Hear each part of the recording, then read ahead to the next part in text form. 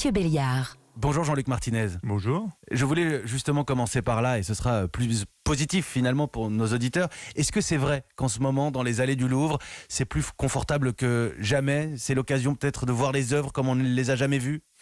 C'est vrai, vous savez, le musée, c'est un très très grand musée, hein, c'est un palais, donc avec cour, avec des arbres, la grande galerie porte bien son nom, le salon carré, voilà. Mais c'est vrai que même dans la salle de la Joconde, vous arrivez dans la journée à être presque seul devant le tableau le plus célèbre du monde. Donc voilà, c'est le moment de venir la voir.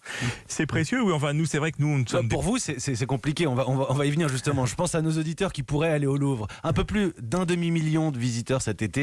Le musée du Louvre a vu sa fréquentation dégringoler, on s'y attendait, 75% en juillet, 60% en août par rapport à l'année dernière. C'est l'absence de touristes étrangers qui vous coûte. C'est très particulier au Louvre et aussi à Versailles, mais aussi aux très grands musées dans le monde comme le Metropolitan. C'est-à-dire que une partie de nos visiteurs, la plus grande partie de nos visiteurs l'été notamment, est extra-européenne. Ce sont les États-Unis, la Chine, le Brésil, la Corée. Voilà. Donc alors voilà, nous le savions, donc nos estimations se sont révélées exactes. Ces visiteurs n'étaient pas là.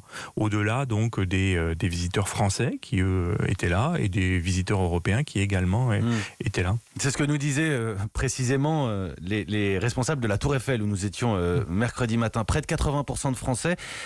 Beaucoup de visiteurs gratuits aussi au Louvre, il faut le souligner. Oui, parce que on l'oublie, les musées nationaux sont gratuits pour les moins de 26 ans. Donc pour une sortie familiale, c'est une sortie finalement à coût réduit. Et on pense souvent que les musées anciens sont peu populaires, fréquentés que par des personnes plus âgées et cultivées. C'est faux. Enfin, il y a des gens bien entendu plus âgés et cultivés. Mais par exemple, au Louvre, cet été, on a accueilli plus de 60% de jeunes de moins de 30 ans. Voilà, le musée du Louvre, c'est aussi un musée où se rencontrent les générations. On en a beaucoup parlé pendant le confinement. Vous avez pallié ce confinement avec des visites en ligne. Ça a très bien marché au printemps, on en avait parlé. Mais Jean-Luc Martinez, entre nous, on est d'accord que c'est pas pareil.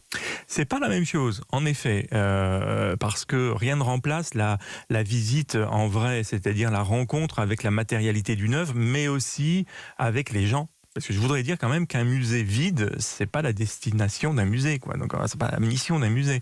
Vous allez aussi au musée pour parler avec vos amis, pour être avec vos grands-parents, avec vos enfants. Vous allez au musée aussi pour la visite au musée du Louvre, c'est aussi rencontrer le monde entier. Quand il y a des touristes du monde entier, voilà, ça fait partie de ce plaisir-là. Alors la visite, l'expérience numérique, c'est une autre expérience, plus intime, plus en tête-à-tête.